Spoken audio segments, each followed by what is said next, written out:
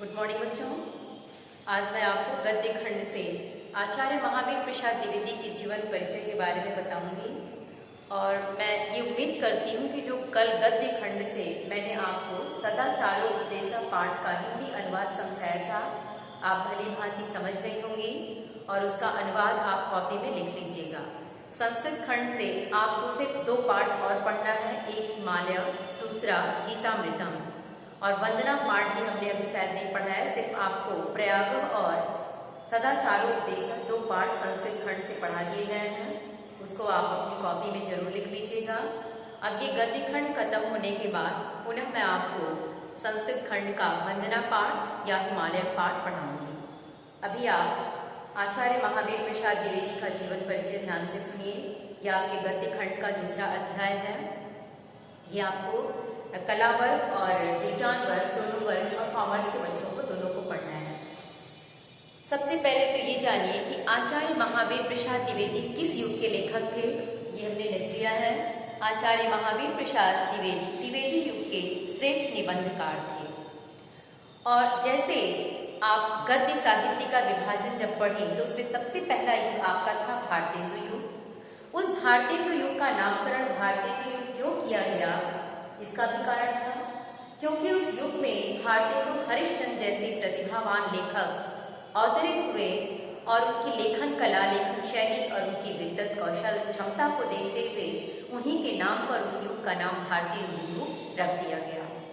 ठीक उसी प्रकार भारतेंदु युग के बाद जो द्विवेदी युग शुरू होता है 1900 से 1920 या 22 तक, कुछ लोग 1920 भी निर्धारण करते हैं, कुछ 1922 तक द्विवेदी युग को मानते हैं, जिसकी शुरुआत 1900 से मानी जाती है क्योंकि भारतेंदु युग आपका 1856 से 1900 तक था और द्विवेदी युग आपका 1900 से 1920 या कुछ लोग 1922 निर्धारित करते हैं।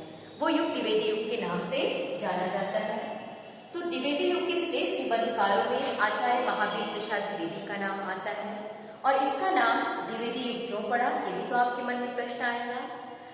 तो इस युग का नाम, जो भारतेंदु युग के बाद दूसरा युग 1900 से लेके 1922 ईस्वी तक चला, उसका नाम द्विवेदी युग इसलिए पड़ा क्योंकि उस युग के श्रेष्ठ आचार्य महावीर प्रसाद द्विवेदी जैसे लेखक अवतरित हुए और उन्होंने अपनी लेखन प्रतिभा के द्वारा, अपनी कौशल क्षमता के द्वारा अपनी प्रतिभा को दिखाया कि उनकी इस प्रतिभा के कारण, उनके लेखन कौशल के कारण, लेखन कला के कारण इस युग का नाम द्विवेदी युग पड़ा और इन्हीं के नाम पे ही इसका नामकरण द्विवेदी युग कर दिया गया। अब इनका जन्म सन 1864 ईस्वी में हुआ, मृत्यु सन 1938 ईस्वी में हुई। इनका जन्म दौलतपुर गांव में माना जाता है, जिसका जिला बरेली में पड़ता है। ये दौलतपुर गांव बरेली जिला में पड़ता है। इनके पिता का नाम राम सहाय दुबे था। अब इनकी शिक्षा दीक्षा घर पे ही संपन्न हुई थी। एक चीज और जानिए कि ये द्विवेदी युग के जो श्रेष्ठ लेखक थे, इनका जन्म सन 1864, मृत्यु 1938 ईस्वी में। पिता का नाम पंडित राम सहाय दुबे, जन्म स्थान का दौलतपुर गांव जो आपका पड़ता है बरेली जिला में।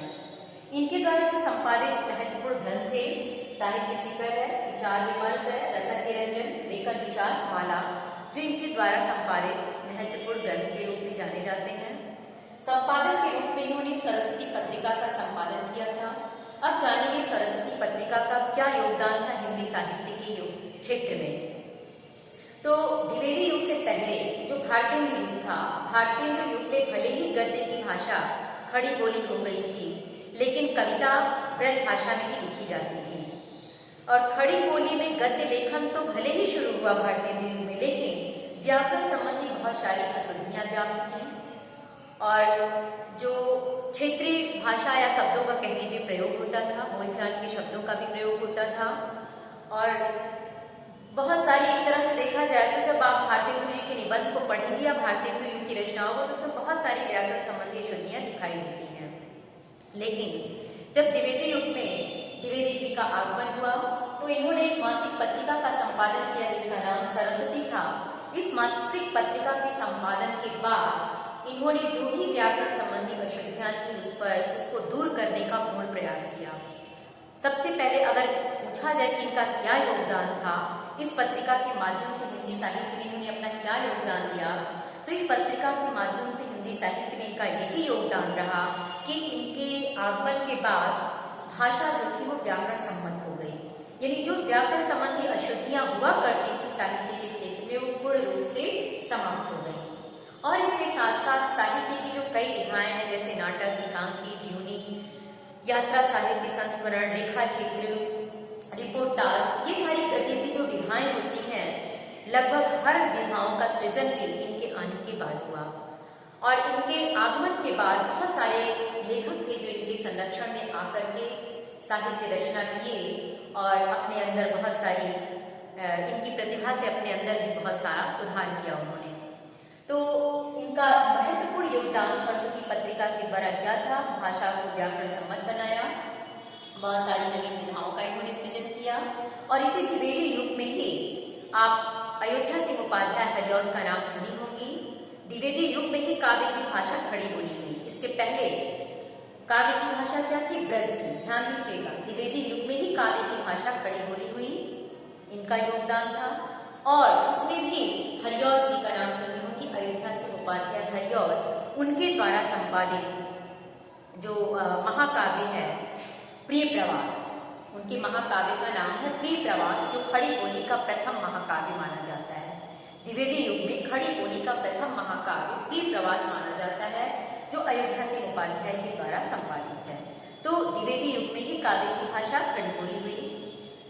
इसके बाद जो इनकी भाषा थी वो अत्यंत प्रभावशाली, साहित्यिक और संस्कृतमयी रही। शैली में इन्होंने विविध शैलियों का प्रयोग किया, लेकिन मुख्य रूप से भावात्मक और विचारात्मक शैली इनके का विषय रहे। हिंदी साहित्य में तो इन्होंने विविध शैलियों का प्रयोग किया, लेकिन प्रमुख रूप से इन्होंने भावात्मक और विचारात्मक शैली का ही प्रयोग किया। अब कुछ चीजें और हम लोग इनका देखते हैं।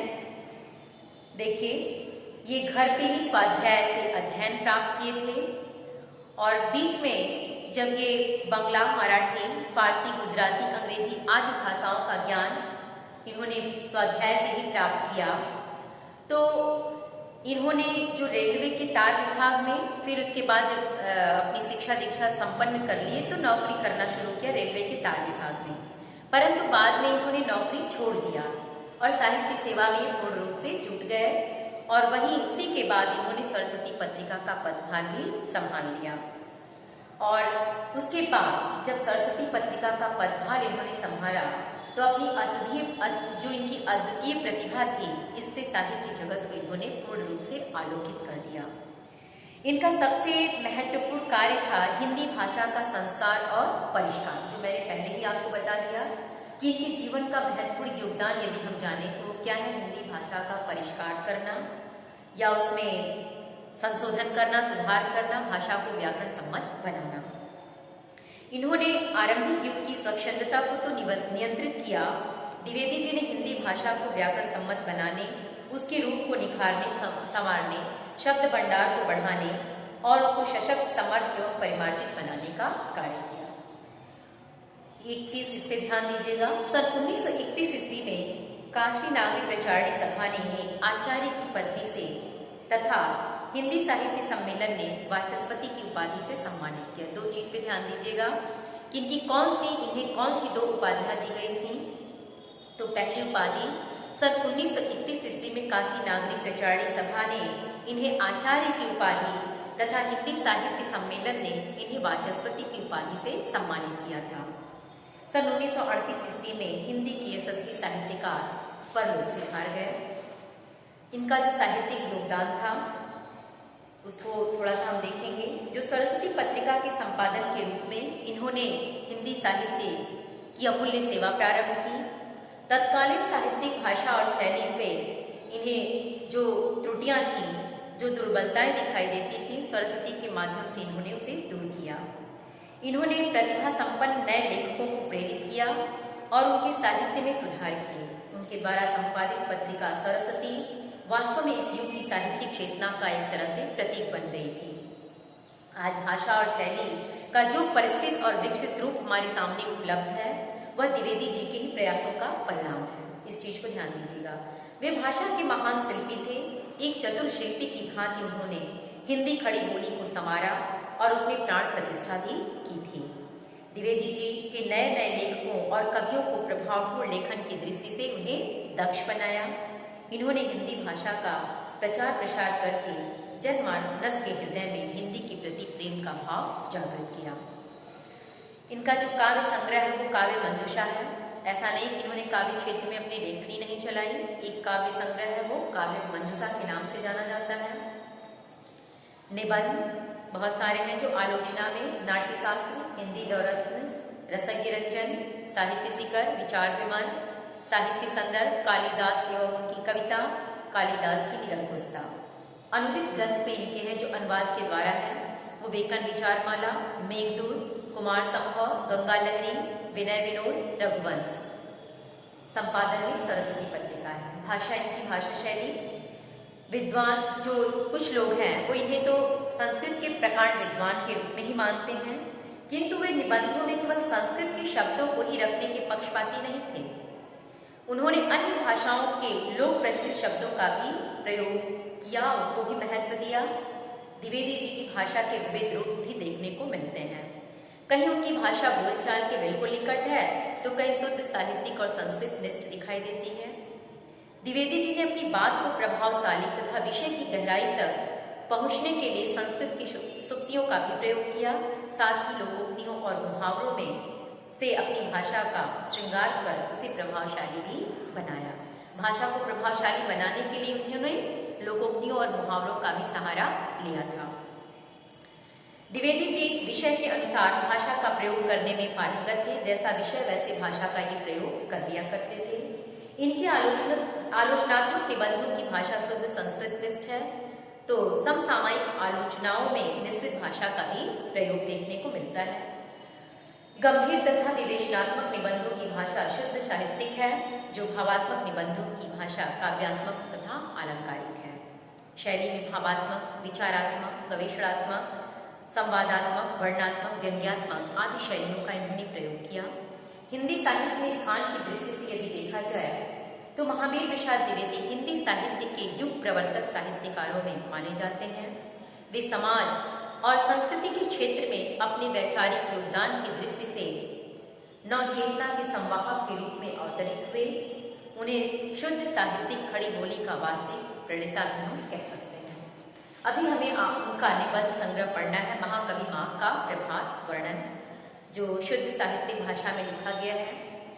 सबसे पहले आप इसमें ये जानिए कि इसमें कहा क्या गया है, किस चीज का वर्णन है। पाठ का शीर्षक है महाकवि माँ का प्रभात वर्णन।